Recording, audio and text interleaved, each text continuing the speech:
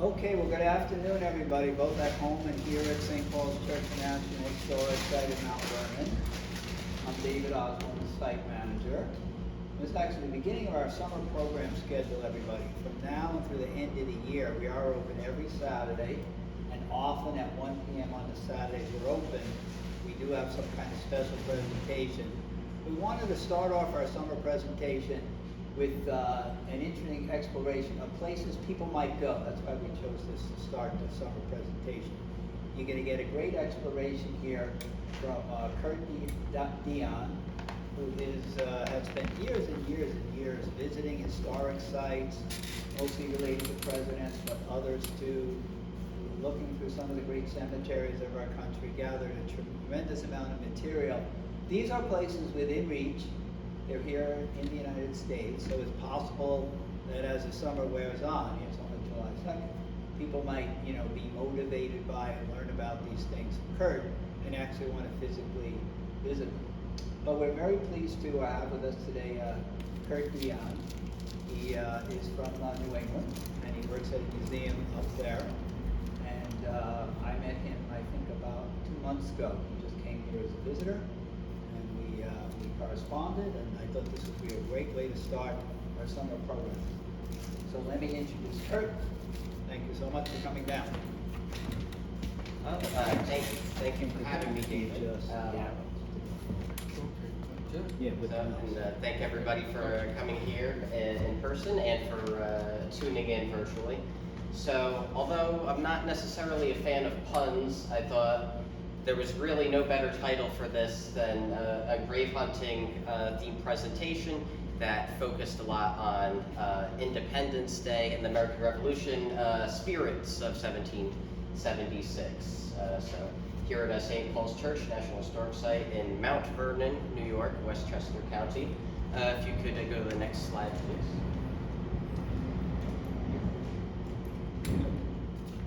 please. Right. So just to give a little bit more background on myself, so I know David said years and years and years, and you might look at me and think, how is that possible? But that's because I started at age 8, technically, with a couple of graves that you'll actually be seeing later in this presentation. So started at age 8, really got into it, started at age 9, and ever since it's just been very cumulative, ever-expanding grave hunting, so going to visit various grave sites. Actually did so this morning. I got some in the Bronx, singer Frankie Lyman, singer Billie Holiday, an actress, and who was in The Twilight Zone, and also one episode of The Twilight Zone, and also boxer Macho Camacho. So even up to the wire, just trying to fit in so many. So I also have education-wise and as far as formal education, because grave hunting and visiting historic sites is its own form of education, I think. So I have a bachelor's in history from Bryant University in Rhode Island. I was the lone history major in a class of about 700, so I really cornered the market there. And then got to know a bit more history majors when I went for my master's at UMass Boston. I specialized in public history. If you could go to the next slide, I'll tell you a bit about what public history is.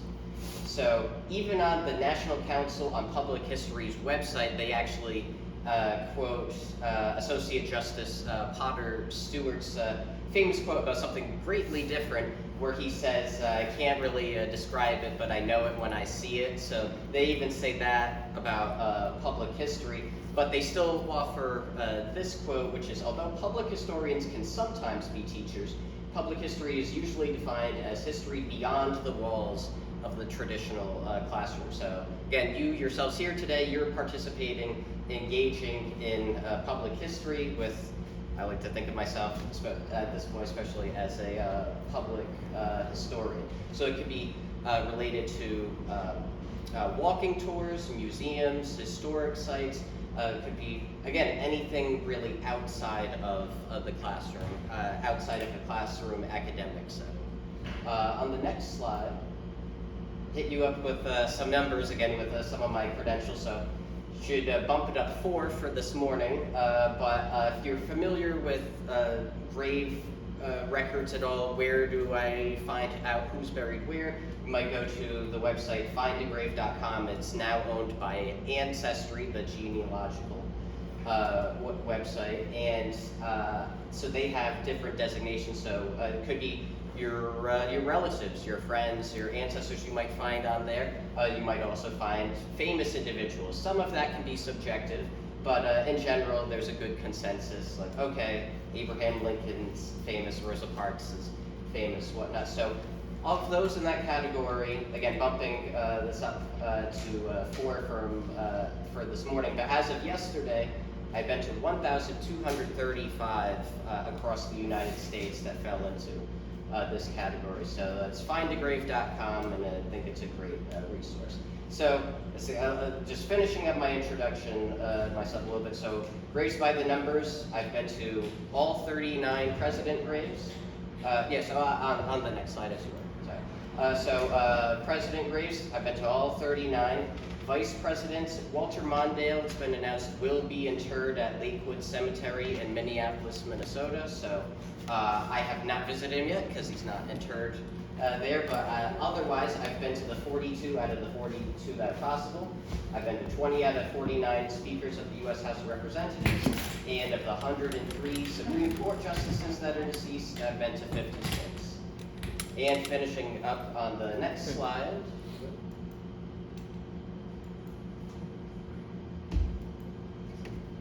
That's right, because the categories keep on going. Oh, go back one, please.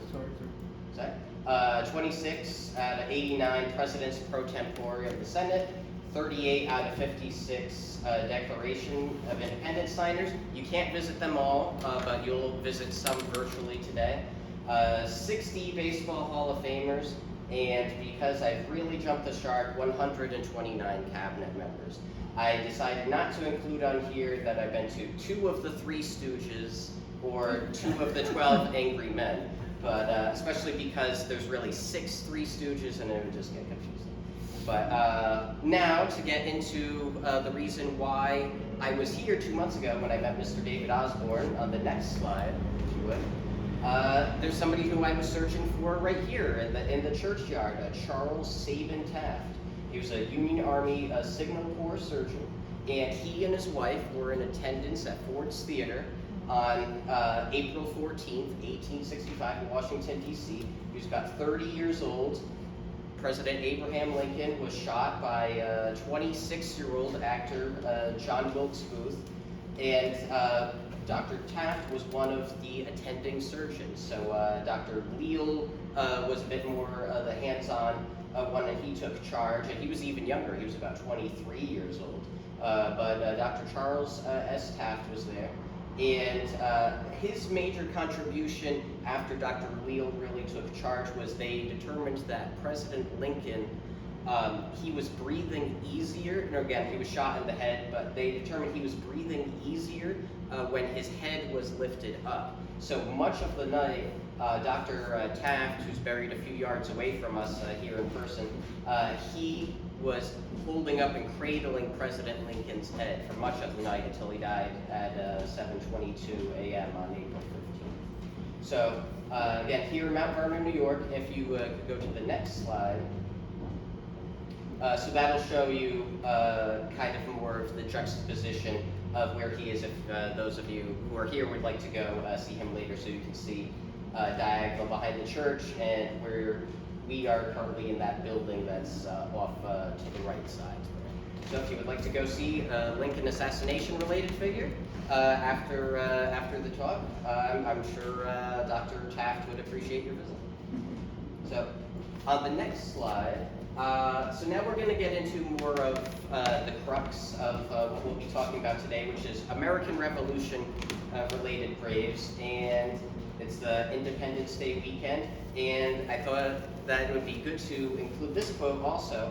The second day of July, 1776, will be the most memorable epoch in the history of America. I am apt to believe that it will be celebrated by succeeding generations as the great anniversary festival. So, if you don't know, you might be thinking, why is this person in this letter dated July 3rd, 1776? Why? John Adams? Yes, the gentleman who's here is correct that this is John Adams. If you could go to the next slide.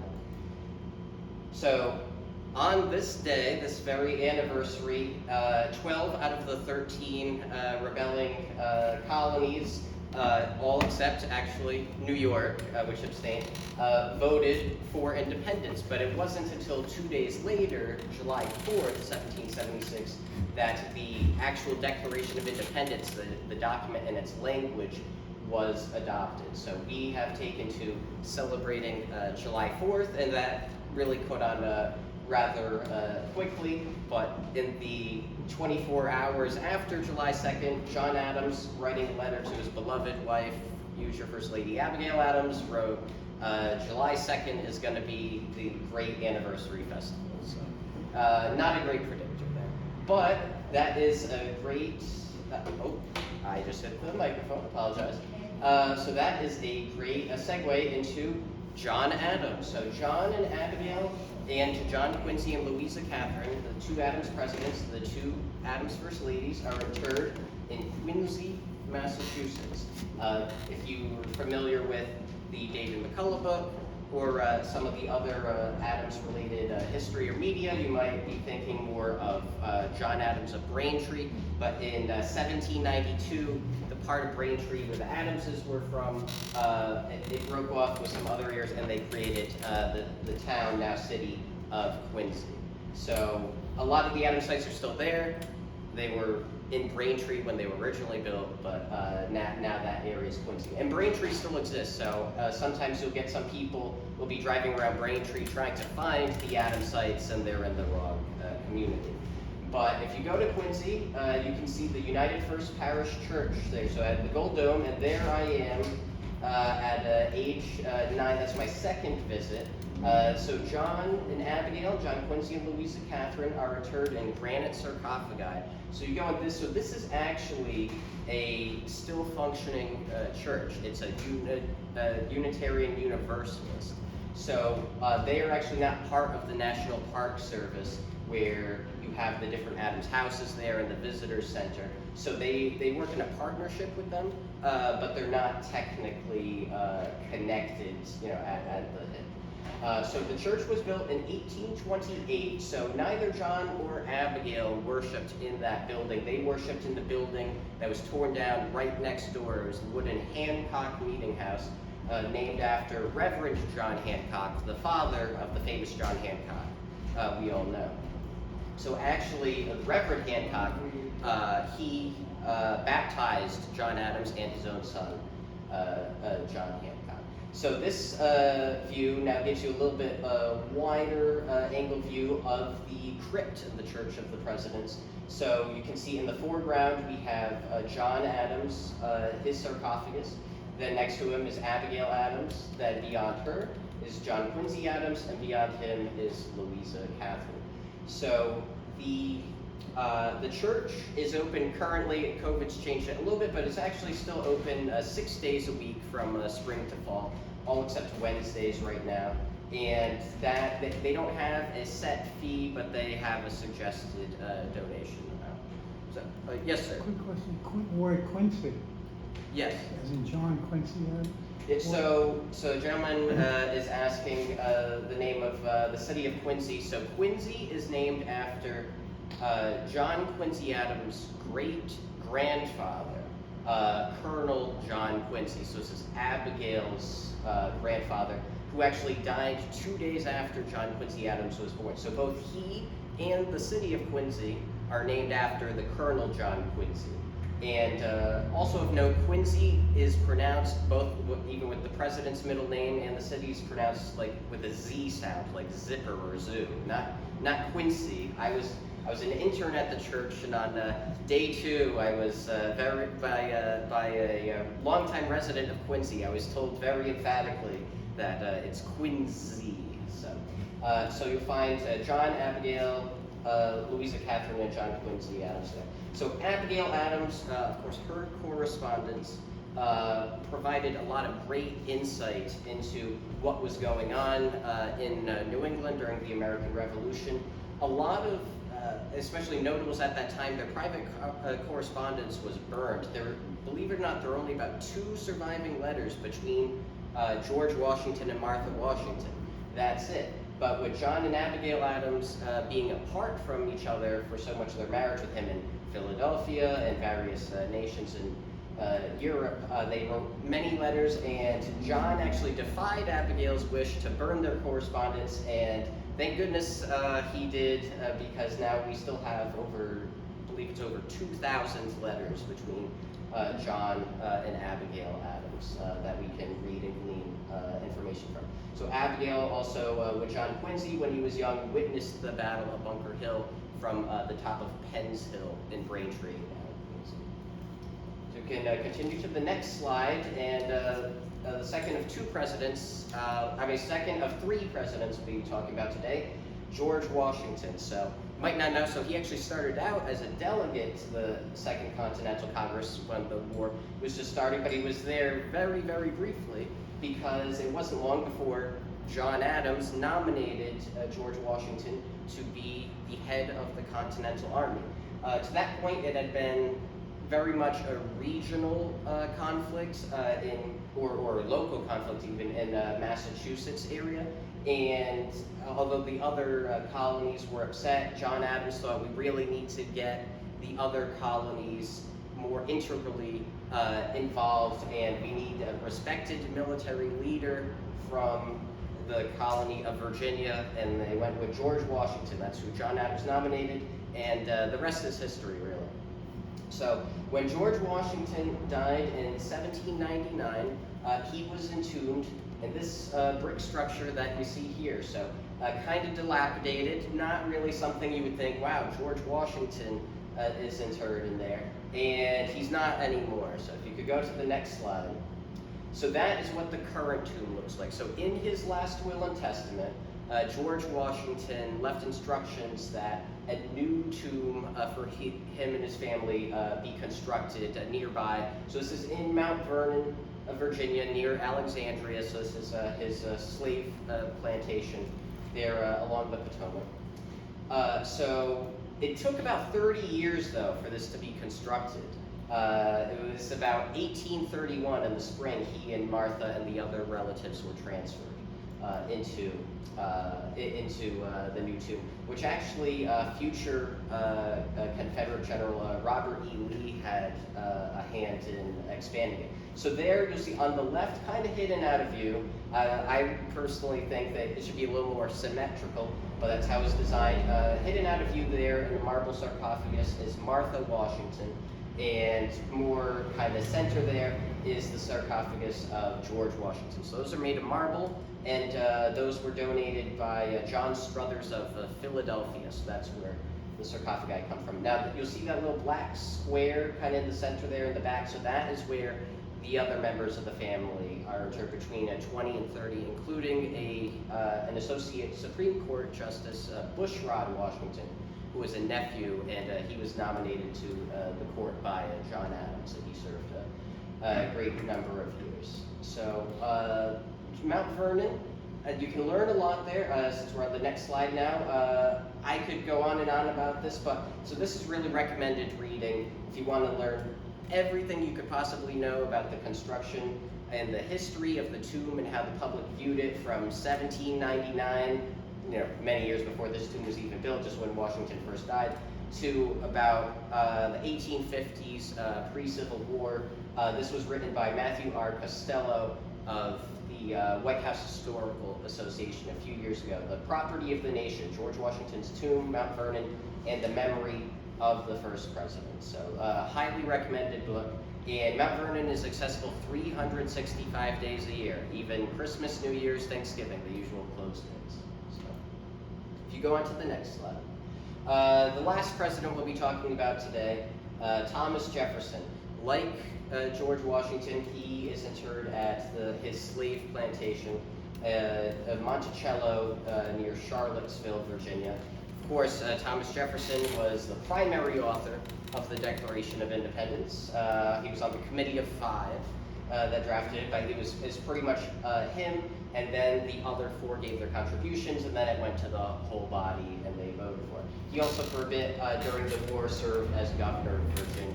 So you can see there. So I'm how old am I there? I am age 10. I'm age 10 there. So that is July 2005.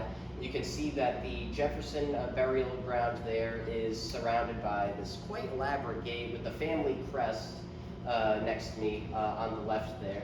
So that's to keep individuals out. However, if you go to the next slide, when you're 10 years old and you don't mean any disrespect, but you just want a clear photo, you can slip through the bars a little bit. So, so the epitaph on Jefferson's obelisk there, it says that, here's buried Thomas Jefferson, the author of the Declaration of Independence, of the Statute of Virginia for Religious Freedom, and he was also founder of the University of Virginia. So, no mention of him being president, no mention of him being vice president, secretary of state, various other posts. Certainly wasn't going to mention that he was an enslaver of all those other individuals who were toiling and living on his property there. Didn't want to be remembered for that. So these were the things that he wanted to be remembered for. So Monticello also open year-round. There is an admission fee. So you'll see as we go through this list, some of the places have admission fees and some are free. So if you can go to the next slide. Now, an individual that you might not have heard of compared to John and Abigail Adams or George Washington and Thomas Jefferson is Prince Estabrook. So I wanted to vary it up a little bit. So Prince Estabrook, I first learned about him when doing some hands-on history, public history adventuring. I went to Lexington, Massachusetts, where the very first battle of the Revolution occurred, and there was a monument there for Prince Estabrook. So he was actually enslaved at the time that he participated in the Battle of Lexington on behalf of the colonists against the British regulars. So he is interred a distance away, Ashby, Massachusetts, kind of very rural part of Massachusetts. His stone here, so this wouldn't be a stone that was placed right when he died in 1831, because this style, you can see with the shield surrounding the inscription, that didn't really come into vogue until after the Civil War. So, so this is a decades later stone. But so this is the Prince Estabrook, one of the heroes of the Battle of Lexington, black man who was enslaved. He did eventually buy his freedom, or it was either that I was seeing some conflicting information. It's either he bought or due to the laws at the time in Massachusetts, more progressive laws being adopted, that he was freed. So he's there in back of this church in Ashby, Massachusetts. And it was really interesting for me, the juxtaposition, because a few houses over, there was a house that, and this is in New England, Massachusetts, a Union state, that was flying the Confederate flag. So, the battle flag that really more so came into vogue in the 1950s than it was used during the actual Civil War, because it was the battle flag of the Army of Northern Virginia, really a small segment. But so there was flying, and if you look at the documents of secession prior to the Civil War, the states expressly mentioned that slavery was the reason, in the documents from the 1860s, if you look, was the reason why they were seceding. And then there was the flag representing that was flying not too far away from the grave of Prince Estabrook, a black man who was enslaved and was fighting in that battle for the rebel cause. The colonist rebel cause, not the gray coat rebel cause. Now, another black individual related to the revolution you might know a bit better is Crispus Adams. And actually, he was biracial, so he was black and also indigenous on his mother's side. And it's probably actual that he more so identified with his Native American or indigenous lineage, because at least in the tribe that I believe he belonged to, they went with, what they identified with was what the mother's side was. So being that his mother was a Native American, he might have identified more with his mother's Native American side than his father's black lineage. So Crispus Attucks is generally believed to be the very first person who was killed in the name of American independence a few years before the war started in 1770 at the Boston Massacre. And so also with Samuel Gray, Samuel Maverick, James Caldwell, Crispus Attucks, and Patrick Carr. So their remains are interred at the Granary Burying Ground on Tremont Street in Boston, Massachusetts, so right near the State House and a lot of different sites that are along the Freedom Trail in Boston. If you've ever done that or ever thinking of doing so, you'll find Crispus Attucks there. Just a few days before everything really shut down before COVID was the 250th anniversary of the Boston Massacre, and I participated as an attendee. I wasn't in the festivities, but I was a witness attending it. And so that is a picture I took in the cemetery of the pamphlet. So I got that little souvenir, and luckily not COVID for a while after that. So very, very lucky at that juncture. But so if you could just go back one more slide again, sorry. So Crispus Attucks and the other Boston Massacre victims are not the only American Revolution graves you'll find there. You'll see other familiar names too, such as Paul Revere and 3 signers of the Declaration of Independence right there in one little burying ground. John Hancock, Robert Treat Payne, and Samuel Adams. You'll also find James Otis, who was a hero of John Adams, and it's he who popularized the term no taxation without representation. And then as a random side note, he was killed when he was struck by lightning. So he's there, and actually the centerpiece of the cemetery, right there in the middle, probably the most prominent grave, is a large pyramid which marks the gravesite of Benjamin Franklin's parents, because he was actually born in Boston, and you can still see the site where he was born. The building no longer stands, but there is a bust of him there, not too far from Granary Burying Ground. So another woman of the Revolution, Mercy Otis Warren. She was a playwright. She was also a writer who wrote many pro-independence pamphlets during the Revolution, and she was a historian of the Revolution later. She was very good friends with John and Abigail Adams for a while, but over time, Mercy Otis Warren actually became more of a Jeffersonian as far as her politics. So the Republican Party at that time, which is really the Democratic Republican Party as we say it today to differentiate, but they would have called themselves the Republicans, and then really they kind of morphed into the Democratic Party, so it's very confusing at that time in politics. But Mercy Otis Warren, we'll say, was a Jeffersonian and really had a falling out with the Adamses. She was, during her histories of the Revolution, she really dismissed John Adams, and a lot of people later took umbrage with him because they kind of incorrectly believed that he was having monarchist tendencies. In their line of thinking, we just fought, as far as the Jeffersonians, we just fought for independence from Great Britain. Why do we want to go back to a monarchy? And that's what they projected and thought that John Adams wanted, which wasn't the case whatsoever.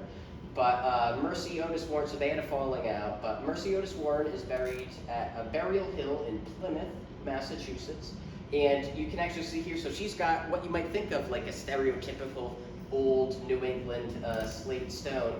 And she has a death's head up there, a skull with the wings, the finials, the sides. So very interesting grace there. I actually, because I needed clearer photos, this was just from 2 days ago. I went back up there because my photos from 2016 I wasn't satisfied with for the presentation. So I went and got photos of this, and it was just gorgeous. And there's a lot of great gravestones there, different, again, New England slate gravestones. Another individual that's there you might have heard of was William Bradford, governor of Plymouth Colony, came over on the Mayflower. So on this side now, I'm going to switch over to Benjamin Franklin. So we're moving down to Philadelphia. So of course also co-drafted the Declaration of Independence on the Committee of Five. And he, just like John Adams, John Jay, and Henry Laurens, he negotiated the Treaty of Paris to end the American Revolution, which was signed in 1783. So he's right by the perimeter of the cemetery. So this wall actually has a plaque on it. It says there, the body of B. Franklin, a printer, and it talks about his body being food for worms and whatnot. So he actually wrote that epitaph when he was quite young, but he didn't actually intend for it to be used. But years later, people thought this is too good to not put right by his grave. So it's on this bronze plaque there on the brick wall near it. But so his actual wishes of what he wanted on his grave, you'll see on the next slide. So that is that's me at age 12 there, boldly wearing a Tom Brady jersey in Philadelphia, but I was 12, so it was okay. So, oh man, that joke is going to get me in trouble with my Philadelphia family.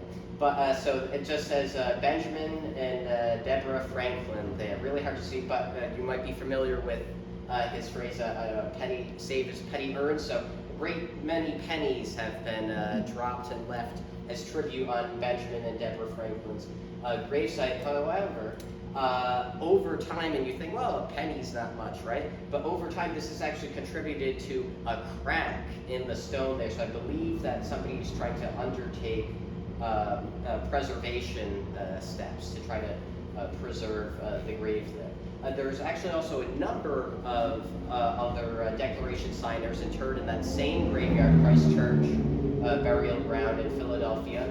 Joseph Hughes, George Ross, Francis Hopkinson, and probably the most notable of the non-Franklin ones there, Benjamin Rush, Dr. Benjamin Rush. So now, if you get there after hours, so you can see there on the right side of the picture, that's actually a fence. Somebody to the top right corner, you can see somebody was sneaking their camera through the bars to take a picture there. So they weren't going in for whatever reason, but they were taking a picture. And so if you get there after hours, you can still take a picture through the bars like that. But on the next slide, got an individual who I have to say that unlike everybody else on this slide, unfortunately your 2022 opportunity to see John Jay is gone, because John Jay's gravesite is open about an hour or two every year. So it is open by the family, so it's on private grounds right nearby here in Rye, New York. So mark your calendars for next Memorial Day, if you'd like, and keep an eye on the Jay Heritage Center website. So they're great people, but they just like to keep the graveyard there private, the Jay Family Cemetery. So this is staged. I was just making a foolish photo. It was open that day, but you can see that this one actually has decent-sized fence and barbed wire on top of it. So John Jay, 6th President of the Continental Congress, and also, as I mentioned, negotiated the Treaty of Paris that ended the Revolution, and later he went on to be Governor of New York and the very first Chief Justice of the Supreme Court. We've only had 17 of those, so 1 to 17 in our entire history there. So the cemetery where he's buried was over there on the left, and so now this is closer. So this is so as you can imagine, with it being open 1 or 2 hours an entire year, there was a big influx. And in fact, it was a tradition for a great many years that stopped for decades, and they only restarted it in 2017. So this was the second annual, in 2018, the second annual of the revamp of this tradition on Memorial Day. So great many people were there, gathered around it. And if you head to the next slide, you can get a better view of what the grave looks like, and the wreath is left on it there. And they have a reception also with some refreshments and whatnot. So it's ostensibly for also paying tribute to the other veterans of the Jay family that are interred there, and so you can still be buried there if you are a J descendant.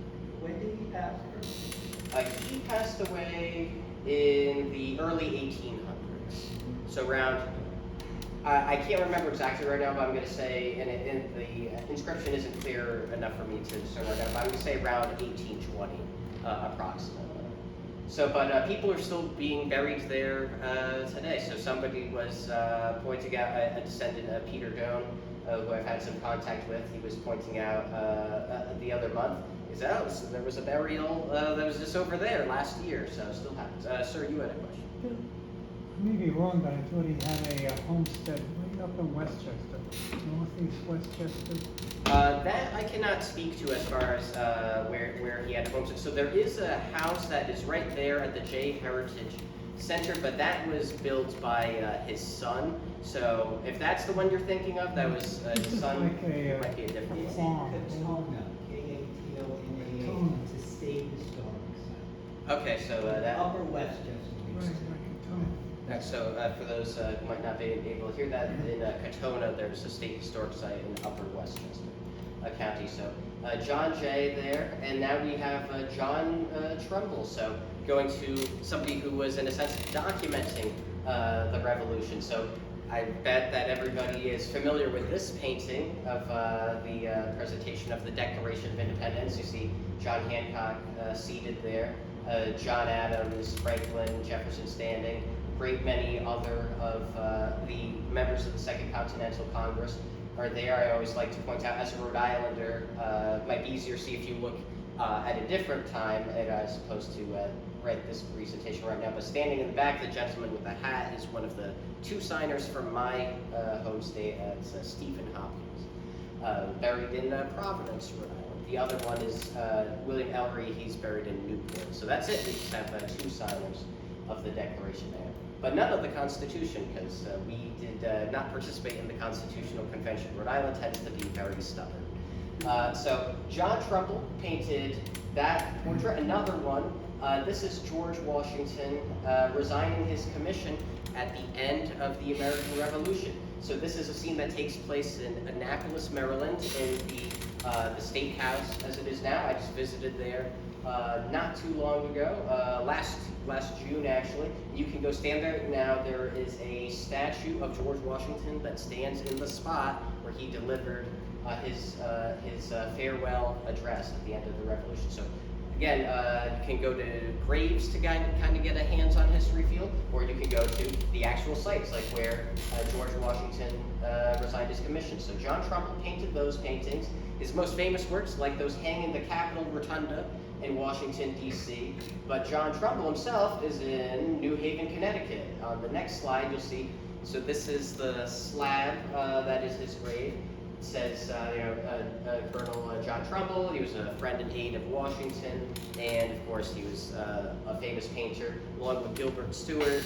Probably those two, I'd say, the two of the most famous painters related to the American Revolution, or personalities of the American Revolution. Of course, Gilbert Stuart did like the Lansdowne portrait, Washington the Athenaeum portrait. So that's right, this is inside a building. So John Trumbull is actually interred in the Yale University Art Gallery. So it took me a long time to get in there for whatever reason. I think it was mostly psychological for whatever reason, but they do have hours. They are in a building. So you're going along and you're looking at the different art exhibits and sculptures and artifacts, and then there's the grave of John Trumbull, the painter.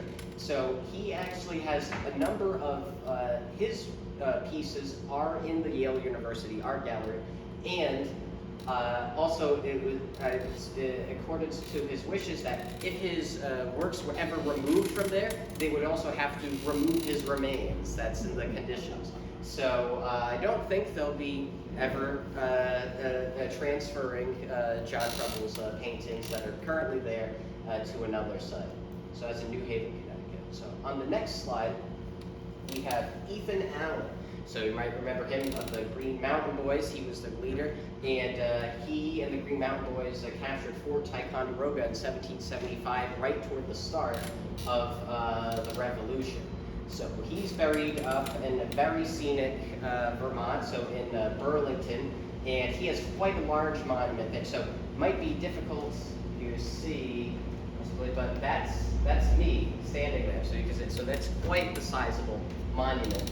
But the catch is, they know he's buried there. He might not be right under that monument. Sometimes people got buried, and they, especially way back centuries ago, they might have originally had just wooden markers, or they might not have had the money, as was the case with Gilbert Stuart. And then when they went to go back to erect a proper monument, and then when they went back 2 years later, in Gilbert Stuart's case, he's buried in Boston, they couldn't remember the exact spot where he was buried, so they put one and said, so he's near here, so he could be right under there, he could be 10 feet from there, he could be 50 feet from there, but that's essentially the grave of Ethan Allen there. If you go to the next slide, you can see that he's got something really intricate, the fence going around the monument, muskets. So again, you'll see some places the graves are really plain, and some you get really tall monuments like Ethan Allen, and a lot of flourishes. And if you go to the next slide, again, that just says, so I believe, so under there it says buried near the site of this monument, it just says. So Ethan Allen, again, a military leader, the Green Mountain Boys captured Fort Ticonderoga in New York, 1775. Next slide. Also, we have somebody who might not even be there at all, in theory. So this is one of the 56 signers of the Declaration of Independence, ButtonQuinn, and he might be at the Colonial Park Cemetery in Savannah, Georgia. So he was killed in a duel in May 1777. So that's right, the Declaration was adopted in July 1776. Most of the signers, the delegates, signed the document in August 1776, and he was dead in May from a duel. He was killed at age 42. So it's believed that he's buried there in Colonial Park Cemetery. It might be just even a leg bone at this point. There's been various projects to try to determine, is it really him? How much of him is there? But this is, it's believed that after lots of studies that it is actually him there, after various historical research has been done. But so it says that he's believed to be buried under that monument. So ButtonQuinn there. So at one point, at least, I don't know if it still holds true, but at one point he had the most expensive American signature that there was. The top three in the world at one point, I believe, were Julius Caesar, William Shakespeare, and ButtonQuinn, believe it or not. Just because his was so rare, this is one of the signers of the Declaration of Independence, and he didn't sign too much after that. Because again, he wasn't even alive even after a year after he signed the document. So that was one that escaped me for a while, actually. And my mother likes to do every year these calendars of our yearly photographs of places we traveled, things we've done, friends we've seen, whatnot. She'll make one for our family, for work. She'll send them to my grandparents.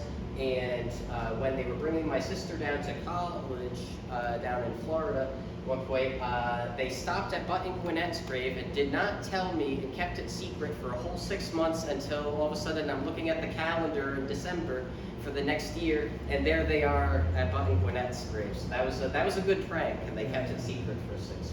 So again, might be the grave of just his leg bone, but you roll with the punches, and that's what you get. Some people, again, they just don't have graves. Phyllis Wheatley, a poet, African American poet of that time. She's buried in Boston, but we have zero clue where. She might be in Copp's Hill.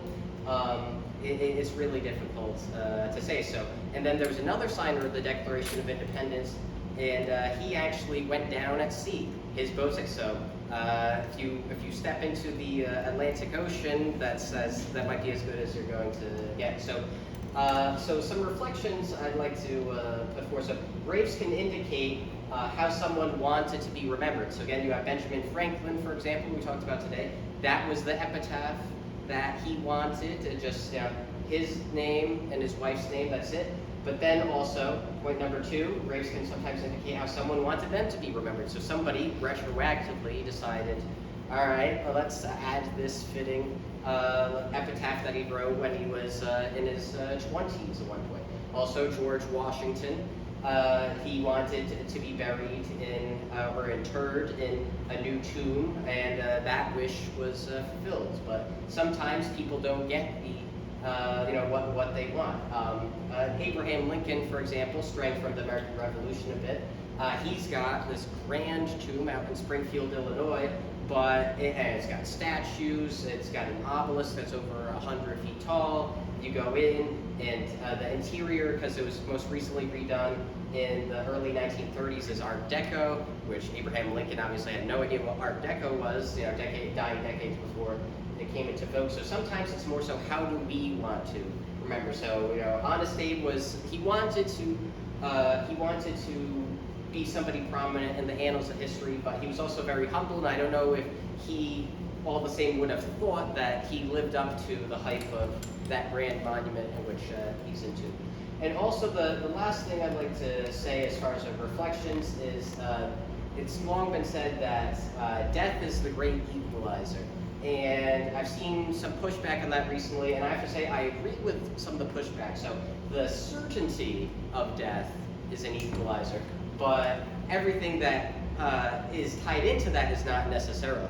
Sometimes people might have better health care. Some people might live longer than others. Some it might be an easier passing than others. Some people might not get the funeral they want, while others do. Some people end up in grand tombs like Abraham Lincoln, again, for example, or a nice tomb like George Washington. Some might be like Phyllis Wheatley, where you don't know, where they are, or this might be Prince Esther Brook. He just has a simple military stone. And then also, of course, there's people who have passed on, billions of people who we're not talking about today. There's some people whose names have been totally forgotten forever, other than maybe passing by a tombstone in the churchyard. Again, some people might not even have that. So, and we were talking about other people we talked about today: Washington, the Adamses, Mercy, Otis, Warren, Princess Brooke.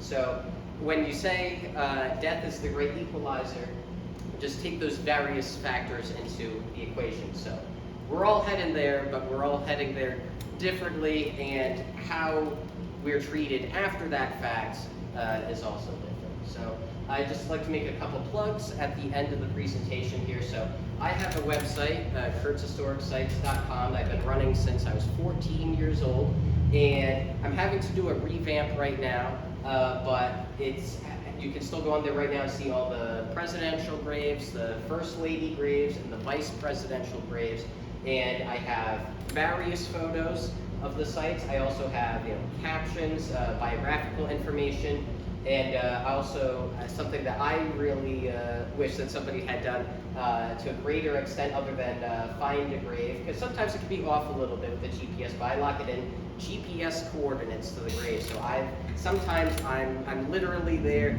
counting how many and doing from Google Sky or aerial view, and dropping the pin and locking it in there on my website, so it will never move, and it'll lead you right to the various people's grave sites. So also, as I'm doing the rebuild, I'm trying to add back different places. I've been to 25 state capitol buildings, so 25 down, 25 to go. You can see that on there. I eventually want to go back and add more of the other historic sites, like the Henry Ford Museum in Dearborn, Michigan, where you can actually sit in the Rosa Parks bus seat. You can go on the bus and sit in the seat. I've crossed the Pettus Bridge in Selma, Alabama. I've stood on the train that is now, the Ferdinand Magellan, that is now in Florida, the site which is where Harry Truman held up the Dewey Defeats Truman newspaper that was inaccurate. So grave hunting and hands-on history, I want it to be a great resource for people to use. So, and also right now on there, I have finished Harriet Tubman, actor Margaret Balsam, actor Ephraim Zimbalist Jr., and actor John Marley, who was the gentleman in The Godfather who woke up with the horse's head in his bed. Spoiler alert. Pardon me? What was his name? John Marley was the actor who woke up with the horse's head in his bed. Spoiler alert if you haven't seen 50-Year-Old's movie. And I have all the time I'm adding different stuff, but it's just me, so it takes a while to add. Right now I'm just going through, so I have some stuff there for people for resource. I'm pretty much going through adding at least one picture in the GPS coordinates to help other people in the meantime, find any graves that they might want to go to. The historical research and adding all the different multiple pictures might, take me a while. Some few weeks, months, and it's a years long, and just like grave hunting and hands-on history, a lifelong project. So I want to thank you for those of you who attended in person today and virtually. So my contact information is here as far as my website, my email, and I also am on Instagram as my one social media account that I have, because I do like sharing pictures and using that opportunity to, again, kind of inspire people to either go out to the places on their own if they can, or if they're unable to try to bring it to them. And also, I'd like to note that I have a manuscript I've written for a history travel memoir, starting from when I was 7, 8 years old. Started this, and it runs until I was 18 when I met former President Jimmy Carter and former First Lady Rosalind Carter. Yes, it's Rosalind, not Rosalind. What's another stern correction? We got down there in Plains, Georgia. So if anybody watching this now or in the future or here presently has any contacts for a literary agent or that would be related in history, travel memoirs, or a publishing company, I would be greatly appreciative. And again, thank you everybody for tuning in and showing up. Did you go to Woodlawn Cemetery today? So the gentleman's asking if I'm going to Woodlawn Cemetery today. So I might. Unfortunately, the thing is, here in the Northeast, the cemetery's closed so early. So they close at 4:30. So I might possibly go and get a few there. I've been there before. I've gotten Golden's Mustard, James Anthony Bailey, Barnum and Bailey, searched there on a premature. And a beautiful, beautiful cemetery. The Woolworth Mausoleum, where F.W. Woolworth and Barbara Hutton is gorgeous there. But Let me just say, anybody at home who would like to unmute and ask her questions, please do it. I just set it up that anybody could unmute themselves. If anybody has any questions. You said you went someplace this morning. I was just wondering which And cemetery. if he can't hear you, I'll relay it. This morning I was at St. Raymond's New Cemetery in the Bronx. So it's a different cemetery in the Bronx. Did anybody have a question out there or a comment? Please feel free. This would be the time. Including any relatives of Kurt who just want to say hello and happy 24 would be perfectly fine. Does anybody else that's here in person have any questions of anyone? Yes. Yeah, I'm just curious, how did you get so interested in this particular topic? The question was, how did he get so interested in this particular topic? So I got a presidential book when I was 7 years old. My mother, Lynn, purchased it for me. So that really got me interested in just history and the presidents. And then it just kind of snowballed over time. So going to different historic sites in the grave, started out just a few presidents and first ladies, the Adamses, the Kennedys, the Washingtons. And then when I was 9, in December 2003, my father was channel surfing, and he stumbled upon a re-airing of a book talk on C-SPAN of the CEO and president of C-SPAN, Brian Lamb, with historian Richard Norton Smith, and they had combined together, worked on a book Who's Buried in Grant's Tomb, a tour of presidential burial sites. And so I didn't watch it, but my father watched it, and then later that evening he told me, he said, hey, I was, I'm into presidents, Brian Lamb of C-SPAN and this historian, Richard Norton Smith, they went to all the different president graves. And I was 9 years old at that point, and I had already been to 4 presidents and the first ladies, and I was thinking, wow, it'd be really cool to see them all. I've already got a handful. So I looked up at my dad and I said, can we do that? And he said, do what? I said, go to every presidential gravesite. And that was the start of it. So it was really it was the presidents, and then it just grew and grew and grew, including, the vice presidents. And then I finished the presidents before I even graduated high school. And I finished the vice presidents during my sophomore year of college. So I really found that, again, that this was a good way to, and also a lot of times the people are buried at sites that were kind of near and dear to them. Not always, but, a lot of the time. So, going to Monticello, I got to learn about, Thomas Jefferson, life at Monticello for white people there and the black enslaved people. And it was just, I just found like it was a really good avenue of finding history. So, and then of course when I ran out of various categories, I just kept expanding into different people know, and I wanted to kind of bring various people's stories to light and on my website and just educating people. So again, just kind of snowballed over time. So where I'm now visiting Catholic members somehow. We went to Grant's Tomb, because I was on the opposite side, and that's in my house. Oh, okay. The attendee was saying that she went to Grant's Tomb where Ulysses and Julia Grant turns. In Morningside Heights there, definitely one of the most elaborate tombs you'll ever see. In fact, it's by volume, it's the largest mausoleum on the entire North American continent. So you live near a good. Anybody? You should ask again. Does anybody have a question at home? Not me. Does anybody at home or here in person have a question before we wrap up?